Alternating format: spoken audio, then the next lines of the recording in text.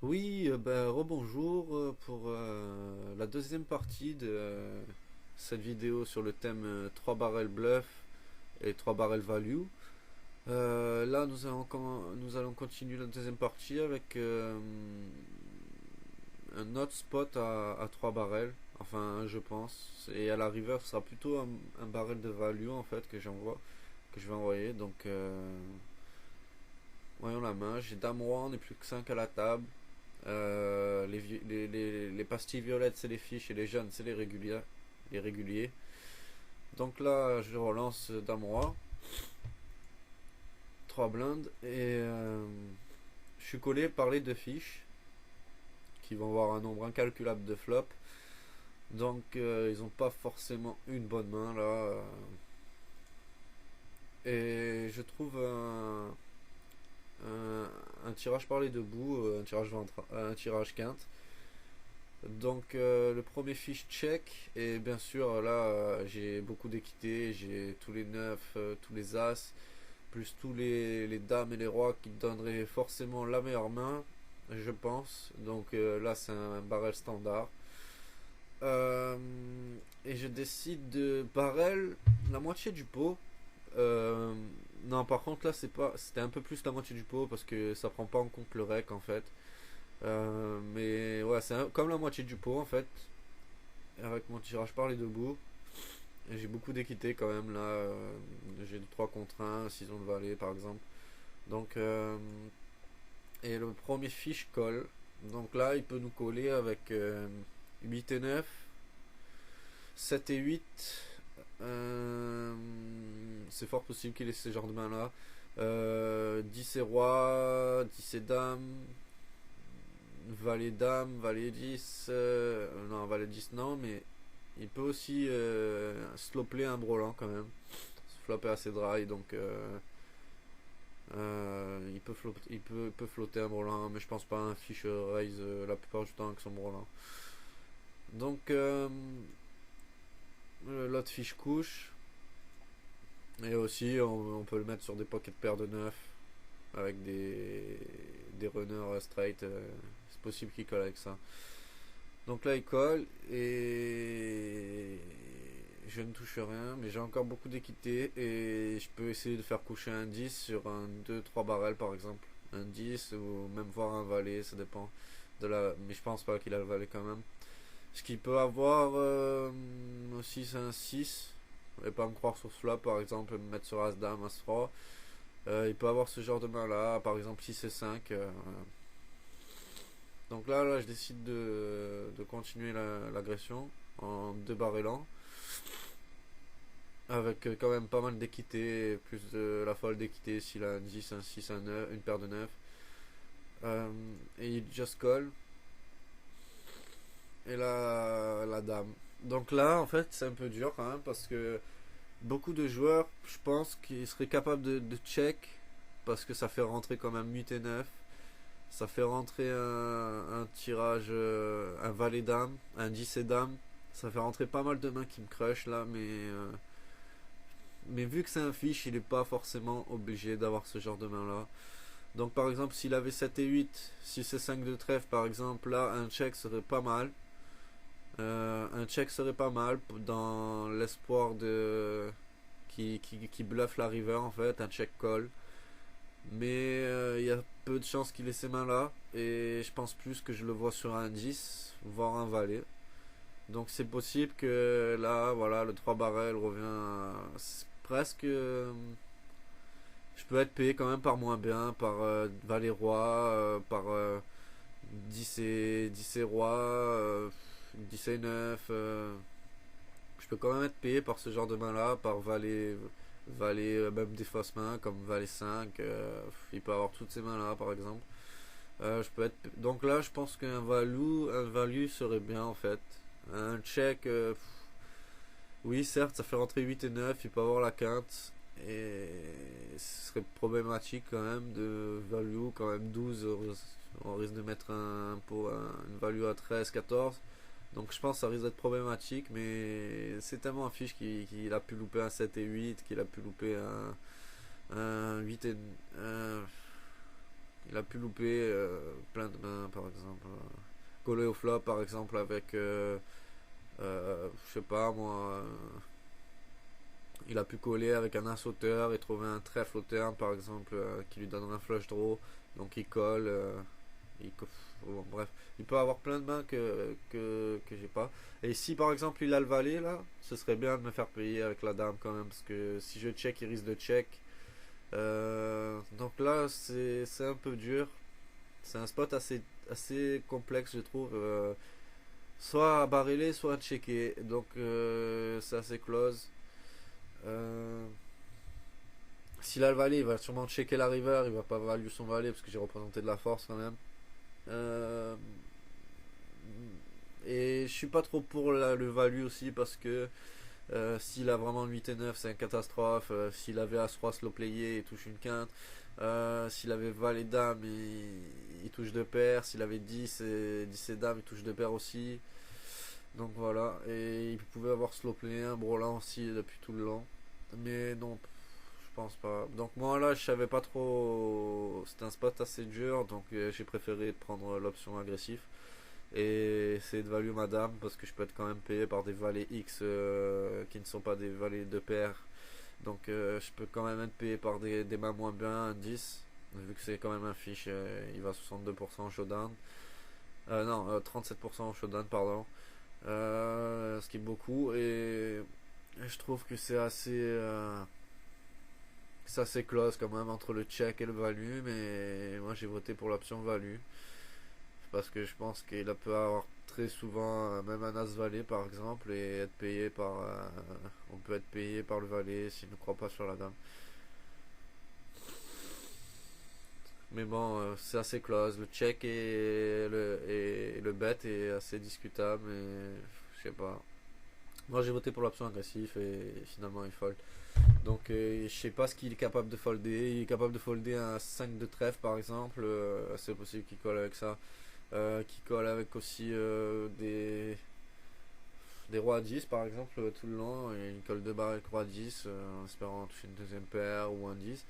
Il peut coller aussi avec 6 et 5, 6 et 5 de trèfle, 8 et 9, sinon ça lui donnerait une quinte. Mais il peut avoir 7 et 8 aussi. Il peut avoir 7 et 8 dans cette main. Donc je sais pas trop. S'il a ce genre de main là, le mieux c'est de check la river parce qu'il va sûrement tenter de bluffer et un check call. Mais il y a tellement de possibilités qu'il ait un valet moelle kické ou un 10 qui colle avec roi 10 ou valet X. Et, et ce serait fort probable d'être payé par ces mains-là. Donc l'option du bet et du raise est assez close, mais j'ai voté quand même pour l'agressivité, juste pour l'image à la table du mec agressif quoi. C'est important d'avoir une image comme ça. Parce qu'ils savent qu'au moins quand tu pars dans un 2 barrel, c'est pas pour check la river et ça, sur le long terme, ça leur fait peur quand même. Donc voilà, assez close quand même. La dame à la river est vraiment une très mauvaise carte à value. À part s'il a un valet, mais il y a tellement de mains qui font rentrer des quintes 8 et 9, As-Roi. As-Roi en plus, c'est pas obligatoirement. Quoique, si avec son pourcentage de tribet, il aurait sûrement reste. Donc, ouais, en fait, il n'y a que 8 et 9. Donc, mais ça fait rentrer quand même des deux paires, des valets dames, des valets 10. Donc, je sais pas. Le bet à la river est assez spiwi, je trouve. Je sais pas. C'est assez close. Là. Donc, voilà, passons à la main suivante. Et cette main sera un spot à pas de barrel. Attendez, je vais mettre les pastilles. Donc ça c'est un reg, Adrien Lama que je connais très bien, il me connaît très bien. Ça c'est un fiche. Hop. Et ça c'est un fiche aussi. 38-14, ça ressemble vraiment à un fiche. Donc voilà. Bon, tout le monde se couche. Et là, je décide d'essayer de voler la blinde avec 10 et 5 de pique. Mais je peine un 75 contre un reg. S'il a pas vraiment une main à défendre, il va pas coller. Donc là, il risque de coller avec tous les rois valets, tous les as 10, tous les as connectés. au-dessus de As-9 je pense. Et il va sûrement raise tous les As-10, les As-Valet, les As-Dame et tout ça. Il va défendre aussi des petites paires. Donc là il me colle. Et bien sûr là c'est un 6 bet standard, j'ai beaucoup d'équité, j'ai le tirage couleur. Pas forcément qui touche sa range. Donc là c'est vraiment un 6 bet standard sur ce board.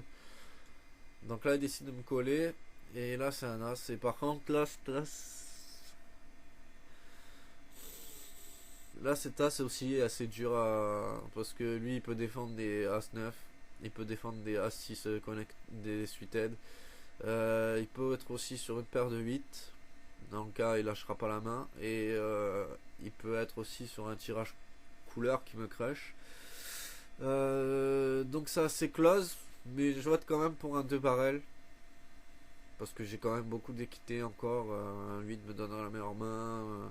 Tous les pics, s'il a pas les pics, me donnera la meilleure main. S'il a le 9, par exemple, 9 et 8, 9,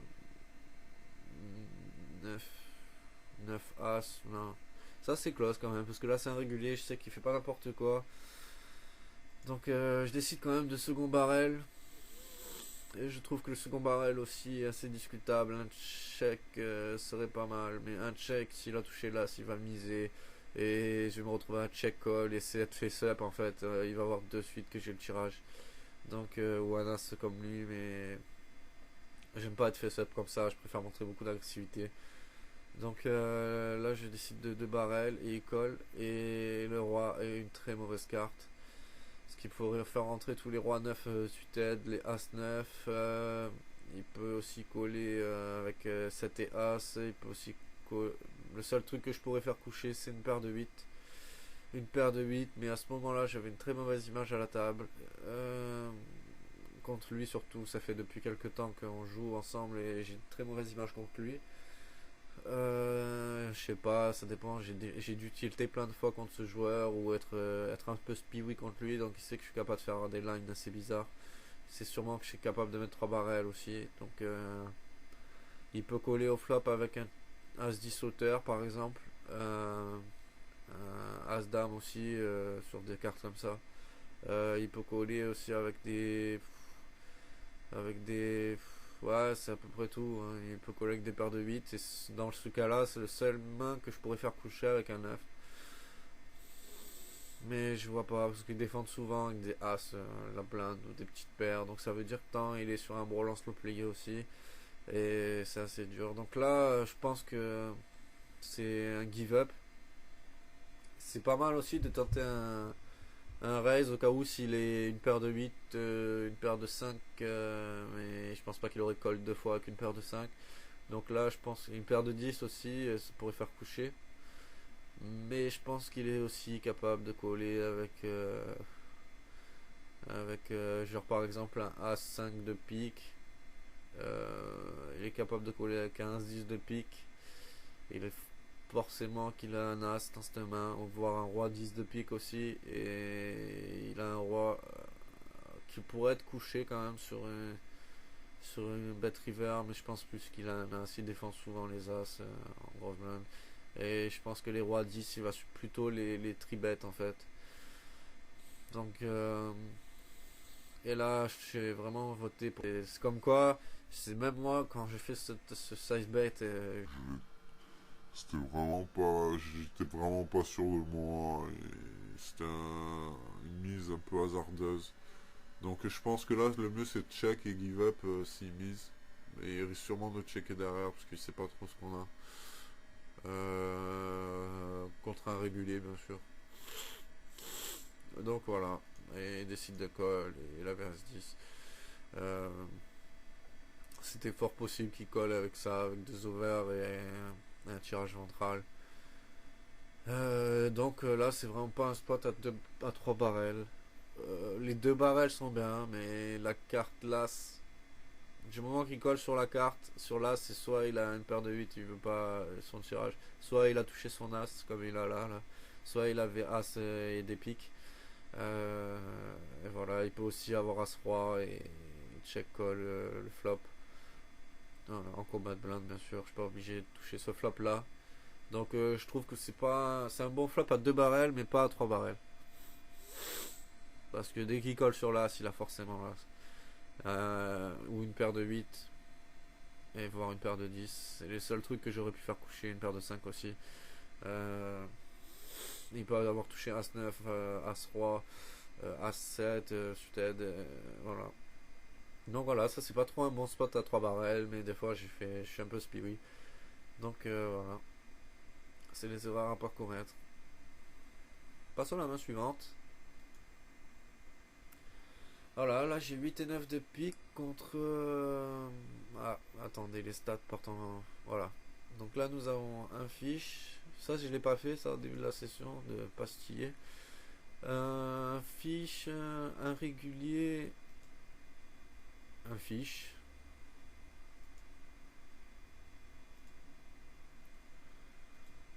Un régulier et un joueur NIT 18-5. C'est vraiment, ça c'est vraiment NIT 18-5 comme stat, c'est vraiment NIT. Ça veut dire qu'il va avoir 5% de ses mains, il va avoir 18 fois. Il joue vraiment que des bonnes mains.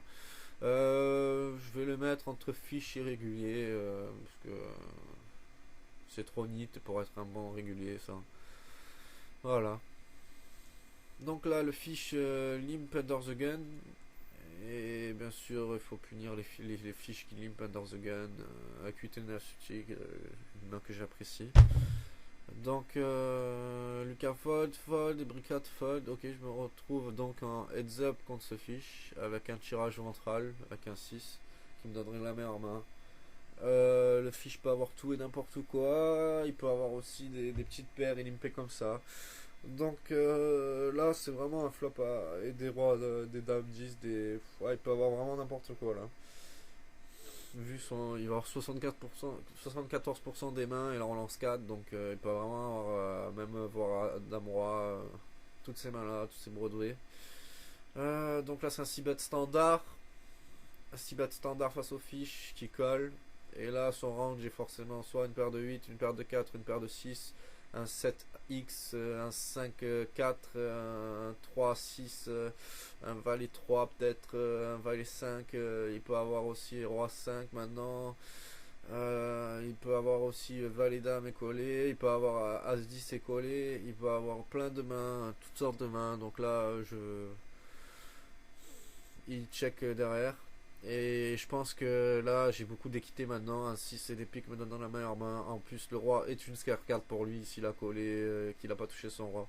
Donc là voilà, et je pourrais faire coucher tous les paires de 4, toutes les paires de 6, les 5 mal kickés, même les 7 peut-être sur la river, ça dépend ce que ce sera. Et je décide de second barrel. Et il me colle. Et là, un 2 n'est pas très bien parce que ça fait. Ouais, quoi que si, ça fait rien rentrer à part un As-4. C'est possible qu'il ait un As-4, mais c'est possible aussi qu'il ait juste une paire de 5, une paire de 7, une paire de 6, une paire de 4. Et c'est possible aussi qu'il ait loupé par exemple un As-5 de pique ou un As-10 de pique et qu'il collait pour des hauteurs. Donc là, il y a beaucoup de mains que je peux faire coucher, comme une paire de 6, une paire de 4, une paire de 2, un 5, un 5x, un 7x aussi. Je peux essayer de faire coucher ça sur un 3 barrel. Donc là, il check et je décide de 3 barreler. Et je trouve que c'est un spot que vraiment il faut 3 barreler là. C'est vraiment un bon spot à 3 barrels. Le fiche a une main weak qui le forçait à faire un hero call en fait. 3,10€, ce qui est pas mal, ce qui est standard. Et il colle avec paire de 6. Donc là c'est un peu le même cas, il a pas réussi à coucher sa main. Bon, il est crush par pas mal de mains, il est crush par le 7, il est crush par le roi, il est crush par une paire de au-dessus de lui, une paire de 8, une paire de 9, une paire de 10 qui ferait sûrement la même chose. Il est crush par un As-4 de pique, il est crush par plein de mains, un 4 et 6. Il est crush par un Brolant, bon bref, il barre rien du tout, à part un bluff aussi là pratiquement. Mais c'est un call hasardeux. C'est un peu comme dans la première partie, le call avec 9 et 7. Et il bat pratiquement pas grand chose. C'est un hero call sur 3 barrels. Donc faut pas s'en vouloir. Hein. Franchement, c'était une main qu'il aurait pu coucher. J'aurais été mieux de voir un as quand même à la river. Un as m'aurait vraiment aurait été quand même une carte meilleure à bluffer. Mais c'est pas grave. Je pense que c'est quand même un spot à 3 barrels très très souvent. Surtout qu'au flop on le met sûrement avec un 5, une paire de 6, une paire de 4, 5-6 ou toutes ces mains là par exemple. Donc là je pense que c'est un 3 barrels bluff facile à faire. Tant pis s'il colle. Peut-être overbetter la river. Mais overbetter. Mais je pensais qu'un 3,10€ l'aurait fait coucher quand même. Donc voilà.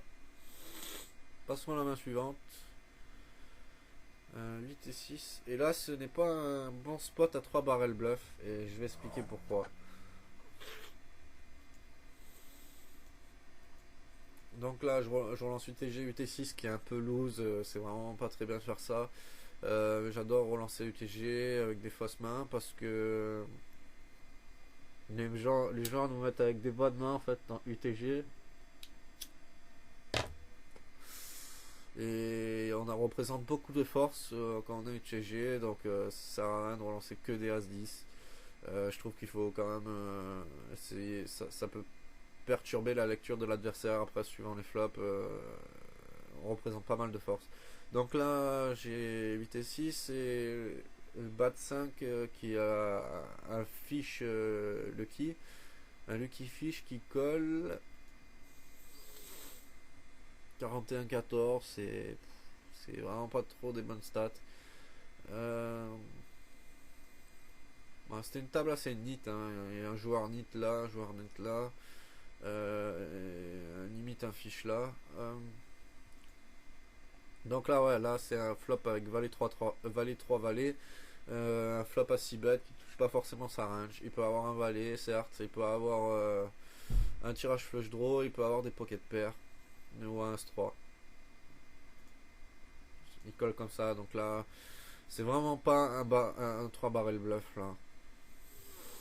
C'est même pas bluff, je barre rien du tout à part un. Maintenant, avec le 6, je barre rien du tout à part un 4-4 et un 5-5 et un 2-2 au cas où, mais sinon, je bats les floating avec As-Dame et As-10 ou As-Valet, As-Valet non, mais aussi il peut essayer de sloper un valet, c'est possible, mais je pense qu'il aurait. Ouais, je pense qu'il aurait plutôt raise sur un tirage cœur. Le seul truc qui se plaît vraiment, c'est un brelan de 3. Et peut-être un brelan de 6, mais moins parce que j'en ai un dans la main. Donc il peut avoir paire de 8. Donc dans ces cas-là, je suis battu. Toutes les paires au-dessus du 6, paire de 7, paire de 8, paire de 9, paire de 10. Et là, il lâchera jamais. Et il peut avoir les flush draw. As-6 de cœur par exemple maintenant aussi c'est possible, il peut avoir As-10 de cœur, donc là je trouve que c'est vraiment pas un bon barrel, je serais payé que par mieux que moi en fait, à part le 4-4 et le 5-5, il n'y a rien d'autre que je bats, il y a un As-3 au cas où, mais ça m'étonnerait, donc là je pars dans un bluff assez spiwi qui est vraiment pas, c'est un check, un check et c'est une mise give up. Je pense que il y a vraiment beaucoup de mains qui me battent là. Et je bats rien du tout comme 4-4, 5-5 ou As-3. C'est les seules mains que je bats. Et un 2-2 au cas où, mais ça m'étonnerait. Donc là, je décide de partir dans un bluff assez spiwi. Parce que là, j'essaie de transformer ma main en bluff. Et là, le cœur sort. C'est vraiment pas la meilleure main. Parce que même maintenant, les 4-4 que je battais au flop donnent un full à l'autre. Et donc là, c'est vraiment pas très très bon. C'est vraiment un check abandon. Il a quasiment tout le temps une flush ou un full là. Ou un valet slow play. Et je pense dans aucun cas là, je peux rien faire coucher du tout. Il n'y a aucune main qui couche. Même un 9-9 va être tenté de coller. Voilà. Surtout qu'il a ses jeeps. Faudrait vraiment que je verbette la river. C'est trop dangereux sur un tirage couleur. Sur un 4-4 qui rentre, un 3-3 slow playé. Peut-être même un 6-6 ou un A6 de cœur. Il y a vraiment trop de mains qui me battent. Il peut être aussi avec valet 4, valet 6, valet roi. Voilà. Donc là, je pars dans un bluff 3 barrels. Et en plus, le pire, c'est que ma mise à la river est vraiment mauvaise. Ça veut dire que là, même une paire de 9 me collerait, tellement que c'est faible. Là, si je voulais vraiment faire coucher ces genres de mains comme paire de 9, paire de 10, paire de 8, paire de 7, c'était vraiment, il fallait mettre un hauteur pot ou un overbet. Mais c'était trop dangereux. Donc j'ai senti déjà rien qu'en mettant comme ça, c'est comme le coup d'avant avec 10 et 5. C'est vraiment un barrel qui ne sert strictement à rien à part être collé par mieux ou se faire surlancer. Donc là, c'est vraiment une erreur de ma part. Et en plus, il me revient 5 euros. Donc là, forcément, et la plupart du temps, une flush ou un full à la river ou un full sur le player. Donc là, bien sûr, c'est give up. On va pas coller avec une paire de 6 sur ce genre de flop. Et ce n'est vraiment pas un spot à 3 barrels bluff. Même à 3 barrels à value avec le 6. Le 6 barren du tout, à part un 5-5 là. Donc il y a un As-3. Ça m'étonnerait fort qu'il ait ces mains là quand même. Donc voilà. Passons à la main suivante. Et ce sera la dernière main de cette deuxième partie. J'ai essayé de faire vite, parce que je pense que vous avez compris à peu près le principe de raisonnement sur les 3 barrels bluff ou 3 barrels value. Il faut essayer de déterminer le range des mains adverses, ce qui est vraiment très important. Essayer de savoir aussi quand on bet qu'est-ce qu'on représente, qu'est-ce qu'on est en train de représenter et qu'est-ce que l'adversaire pense qu'on a quand on mise. Ça c'est très important, c'est le truc principal je pense. Donc voilà. Et là, nous avons un dame 10 de cœur, un joueur NIT, un joueur régulier, pas trop mauvais, un joueur régulier aussi pas trop mauvais. Là, on sait pas, il a vraiment pas beaucoup de stats, mais ça a l'air d'être un fiche, parce qu'il est pas KV-max. Et nous avons un joueur régulier là. Donc, tout le monde se couche, et là, je relance 10 dames de cœur, standard au bouton, 3 blindes, sur un fiche qui va me coller. Et le fiche me colle, et là c'est vraiment un flop assez dry où je peux miser, qui touche pas forcément sa range. Je peux toucher quand même des paires de 6, des paires de 9, des paires de 3 avec des rois 9, dame 9, des 6 et 5 et tout, mais c'est vraiment un flop assez bête. Parce qu'il peut aussi avoir des Broadway au-dessus, et des petites paires de 2, des petites paires de 3. Donc là je suis bête et il colle. Et c'est toujours le même raisonnement, il peut avoir une paire de 4 collée sur ce flop, mettant sur des grosses cartes. Il peut avoir un 9, un 9x, un 6x. Il peut avoir aussi 7 et 8 et collé là. Il peut avoir 7 et 8, ce serait bien quand même, parce que j'ai un 10 et il aurait qu'un 5 qui lui donnera une quinte. Il peut avoir 4 et 5 et collé ici. Il peut avoir à peu près un As aussi floating, un sauteur et As-X par exemple. Donc là maintenant je trouve j'ai beaucoup d'équité avec une dame et un 10 qui me donnerait probablement la meilleure main. Je vois pas, à part 9 valets, je vois pas pourquoi il aurait touché un valet à part un floating avec valet dame, mais j'ai déjà une dame, donc je pense pas. Donc là c'est vraiment un 2 barrel bluff, et je pense que forcément il a soit un 6 soit un 9, ou un tirage comme j'ai dit 4 et 5, 7 et 8. Donc c'est vraiment 100% du temps un 2 barrel là. Pas besoin de mettre trop cher. C'est quand même, on a beaucoup d'équité, donc je pense que là ce serait bien qu'il colle avec un 4 et 5. Donc même si je touche pas, je gagne à la river s'il sort pas un 2 ou un 7. Ce serait pas trop mal. Un 7 et 8, un 10, voilà, je gagnais quand même avec une dame. Donc là je pense que le 2 barrel est très important, même quasi obligatoire. Donc voilà. Il décide de call, et le 4. Le 4 lui donne juste peut-être une paire s'il avait 4 et 5. S'il avait 5 et 7, je pense pas. Je pense plus qu'il a loupé son 7 et 8, et que même c'est possible que je fasse coucher un 9 ou un 6 là. Parce qu'il y a la vallée, c'est quand même une scare carte. Sur un 3 barrel, je pense qu'il peut quand même coucher ces genres de mains.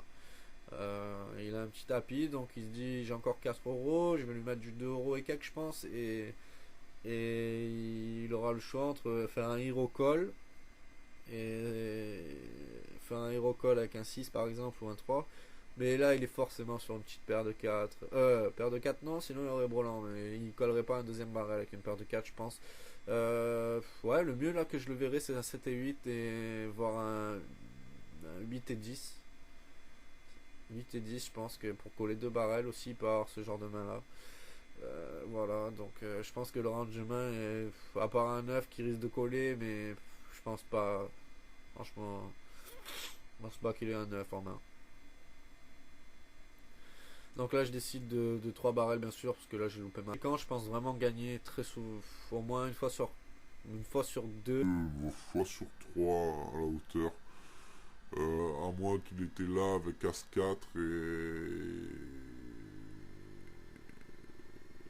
Quoique non, je dis un peu n'importe quoi, parce que s'il avait 4 et 5, ça lui donne une paire, donc lui il gagnerait.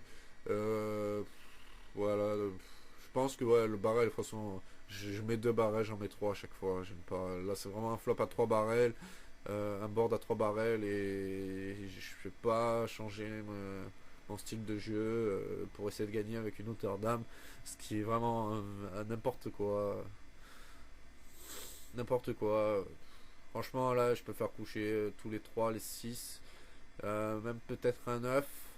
Parce qu'il a quand même un tapis, il se dit, on sait jamais s'il a touché un valet ou il a une paire au-dessus. Il crush quand même par une paire de 10 et une paire de. Il crush par As-Valet qui aurait 6 bêtes ce flop, le flop quasiment tout le temps. Je sais pas trop comment pense ce joueur, il a que 5 mains, je le connais pas trop. Donc pour le connaître, j'ai voulu le tester sur un 3 barrels. Et son range de main est assez weak aussi, donc toujours essayer de bluffer l'adversaire quand ses mains sont assez weak. Donc voilà. Je suis allé assez vite pour cette deuxième partie de vidéo. Bah attendez, on va vous montrer quand même parce que il m'a pas collé, il a foldé. Voilà, donc c'est la fin de la deuxième partie du thème 3 barrels bluff, 3 barrels value. J'ai pas trop mis de 3 barrels value parce que je pense que la plupart savent qu'il faut value ses mains quand le flop, quand on sent que l'adversaire va payer avec moins bien. Donc je pense que c'est pas trop un truc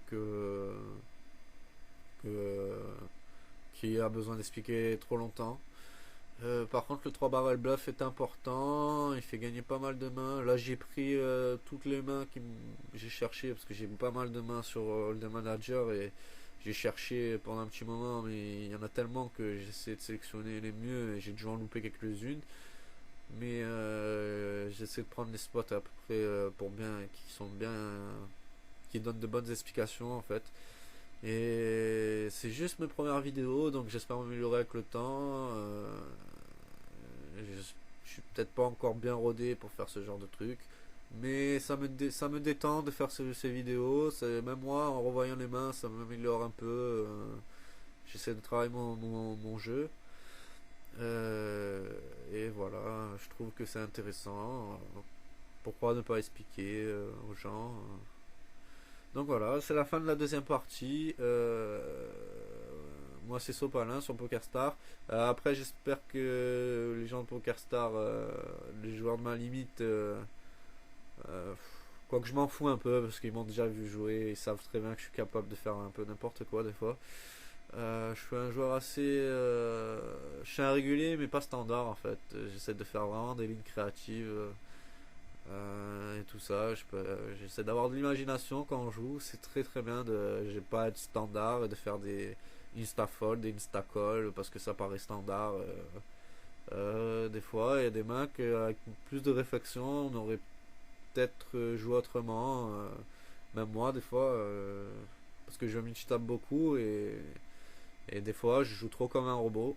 Et ça, c'est comme un bot et c'est vraiment pas bon. Des fois, il faut vraiment se pencher sur la main qu'il a l'adversaire. Euh, parce qu'il y a vraiment des moves à faire qui seraient intéressants.